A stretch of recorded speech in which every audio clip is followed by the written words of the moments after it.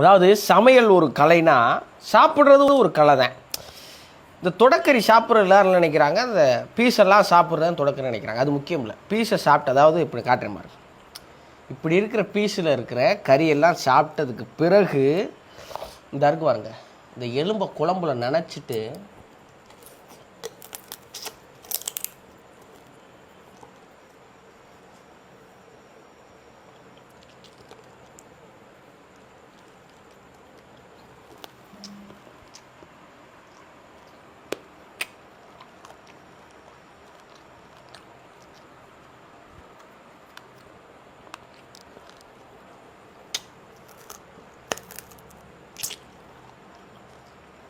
அப்படி சாப்பிட்டாதான் அடுத்து இன்னொரு லெக் பீஸ் கிடைக்கும்.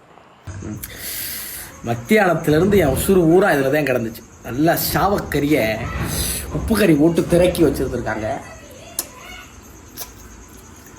அடாடா, இது கிடைக்கலாம் கொடுத்து வைக்கணும்.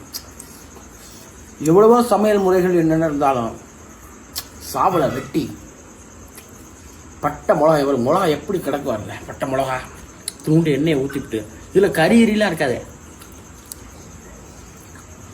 எலும்பு தூரம் தான் இருக்கும். ஆனால் அது கொடுக்குற சுவை இருக்கேன்.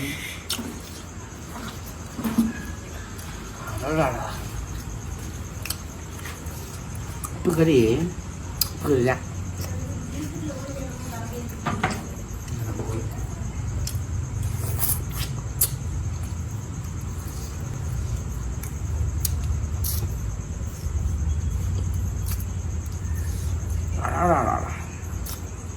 சுட சுட சாப்பிட்டோம்னு வைங்களேன், அப்படித்தான் இருக்கும். பக்கோடா சாப்பிட்ற மாதிரி சாப்பிட்டுக்கிட்டீங்கன்னா, சென்னையிலலாம் பக்கோடா சாப்பிட்றாங்கல்ல, நம்ம ஊர் நாடு இதுதான் ஸ்நாக்ஸே இதுதான். இது சாப்பிட்டு கொடுத்தேன் கரண்டு கட்டையெல்லாம் 80 வயசுலேயே 6 பேக்ஸோட தெரியுறது.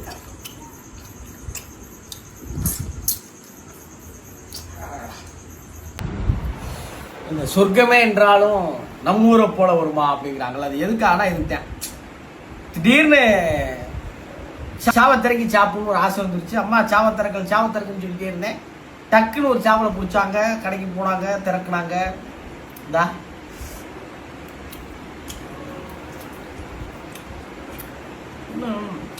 பேசுறதுக்கு வார்த்தையே இல்லை. பசி அப்படிங்கிறது மனசுல இருந்து வரங்க.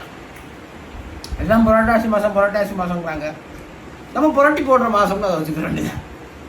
இட்லி உப்புமா இது வந்து இந்த சூரியவம்சம் படத்தில் காட்டுவாங்க, அது எவ்வளோ மிகைன்னு தெரியல. ஆனால் எனக்கு இந்த இட்லி உப்புமானா கொள்ள புரியும். இட்லி உப்புமாவுக்கு இந்த கறி சாப்பிடும் முடிவே எடுத்துட்டேன். சாவக்கறியை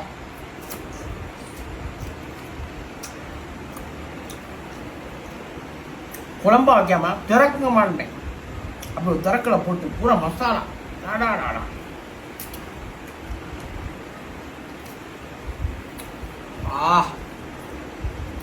முயற்சி பண்ணி பாருங்க. ஒரு சாவலை பிடிச்சி நல்லா சின்ன வெங்காயம், இஞ்சி பூண்டு, பட்டை மிளகா, வேற ஒன்றும் மசாலாலாம் ஒன்றும் கிடையாது. கடை ஒன்றும் மிளகாத்தூள் ஒன்றும் கிடையாது.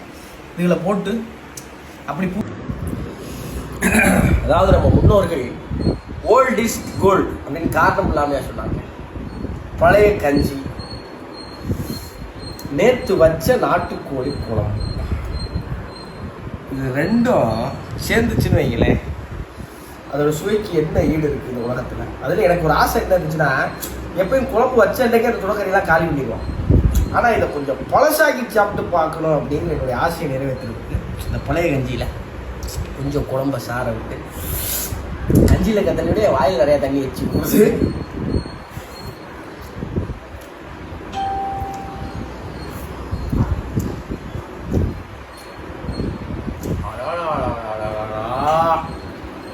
முதல் முறை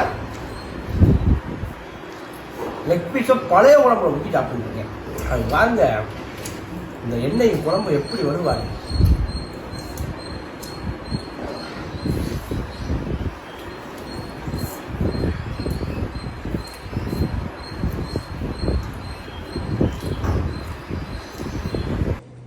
கார்த்திகை மாதம் 1 தேதி. இந்த வருஷமாவது விரதம் இருக்கலாம் அப்படின்னு நினச்சப்ப நம்ம விரதம் இல்லை தம்பி, இன்னைக்கு விருந்து அப்படின்னு சொல்லி நம்ம திண்டுக்கல் விருந்து கடை கூட்டு விட்டாங்க.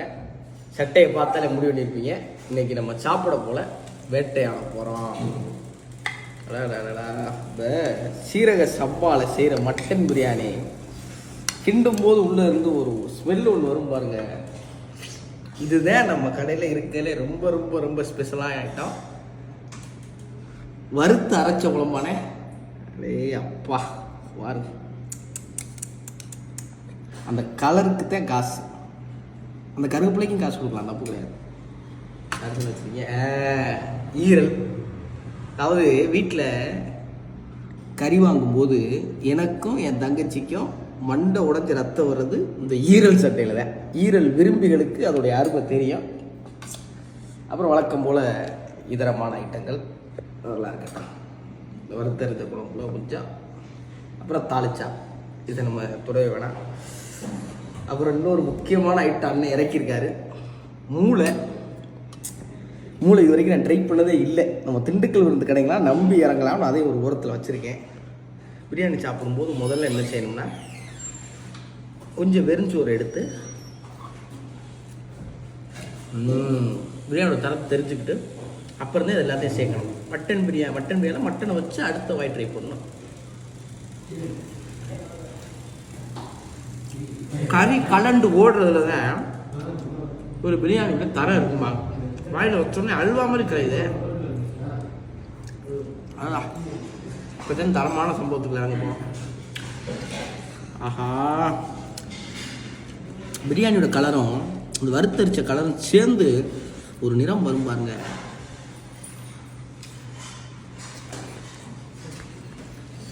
தமிழர்கள் முன்னாடி மிளகை மட்டும்தான் ஒரே உரைப்புக்கான பொருளை பயன்படுத்தினாங்க. மிளகாய் நினைச்சு பயன்படுத்துங்கன்னு கொடுத்த பழத்தை தான் நம்ம மிளகாய் நினைச்சு பயன்படுத்திக்கிட்டு இருக்கோம். அந்த மிளகுடைய தனித்துவமும் சுவையும் என்னங்கிறத திண்டுக்கல் விருந்தில் வந்து பாருங்க.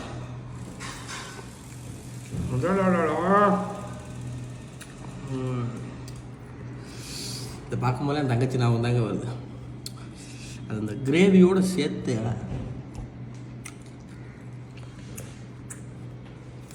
வார்த்தைகள் இல்லாமல் கிடந்து தவிக்கிறேன்.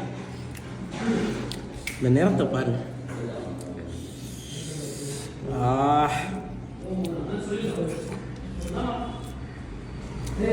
இவ்வளவு மிரட்டலுக்கு மத்தியில் ட்ரை பண்ணிடுவோமா?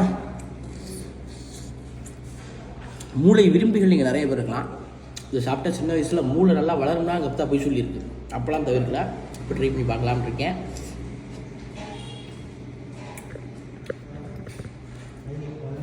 கரைஞ்சி ஓடுதே, நல்லா தாங்க இருக்கு. ஆஹா, கடைசியாக இது எல்லாத்தையும் வச்சு ஒரு ட்ரை. கார்த்திகை மாதத்தை கலகலப்பாக தொடங்கியிருக்கோம். எல்லாம் அதே மாதிரி ஜாலியாக இருங்க. First class. ஞாயிற்றுக்கிழமை அப்படிங்கிறது நல்ல உணவுக்கான கிழமை. நல்லா சோத்தை போட்டு கெட்டி தயிரில் நீச்சல் தண்ணியை ஊற்றி நல்லா கலக்கி விட்டு இப்போ நம்ம ஞாயிற்றுக்கிழமை சிறப்பாக செய்திருக்கிற இந்த இறால் தொக்கு, அதை எடுத்து தொக்கா வச்சு மொக்குன்னு மொக்க போகிறோம். தயிரோட கடல் உணவு மீன் சாப்பிடக்கூடாது அப்படின்னு சொல்லுவாங்க. ஆனால் அது இறாலுக்கு வந்து வருமா வராதான்னு தெரியல. ஆனால் சாப்பிட்டா சுவையாக இருக்குங்கிற மட்டும் தெரியும். அடாடாடாடா, இந்த இறாலில் சேர்த்துருக்க இஞ்சி பூண்டு சின்ன வெங்காயம், ஆஹா, சொர்க்கத்துக்கு போகிற வழி என்னன்னு சொல்லுது.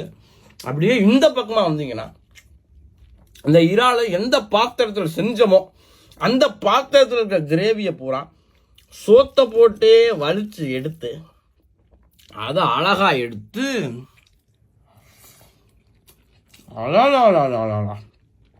இந்த ஞாயிற்றுக்கிழமை நீங்கள் என்ன சாப்பிட்டீங்க அப்படிங்கிறத கமெண்ட்டில் சொல்லுங்கள். அடுத்தடுத்த ஞாயிற்றுக்கிழமைகளில் எல்லாரும் இதே மாதிரி தொடர்ந்து சாப்பிட்டு சந்தோஷமாக இருக்கும்.